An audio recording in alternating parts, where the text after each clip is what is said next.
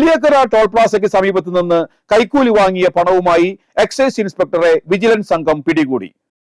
Chalakudy excise range ഓഫീസിലെ range inspector Valakkavu സ്വദേശി CU ഹരീഷാണ് പിടിയിലായത്.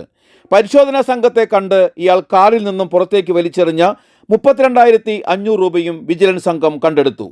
ഹരീഷ് ബാർ ഉടമകളിൽ നിന്നും കള്ളുഷാപ്പ് കോൺട്രാക്ടർമാരിൽ നിന്നും മാസപ്പടിയായി തുക കൈപ്പറ്റാറുണ്ടെന്നും ഇയാൾ താമസിക്കുന്ന ഫ്ളാറ്റിൽ നിന്ന് വീട്ടിലേക്ക് കാറിൽ പോകുന്ന ദിവസങ്ങളിൽ വഴിയിൽ വെച്ചാണ് കൈക്കൂലി വാങ്ങാറുള്ളതെന്നും വിജിലൻസിന് വിവരം ലഭിച്ചിരുന്നു. ഈ വിവരത്തിന്റെ അടിസ്ഥാനത്തിൽ 1 മാസമായി വിജിലൻസ് ഹരീഷിനെ നിരീക്ഷിച്ചു വരികയായിരുന്നു.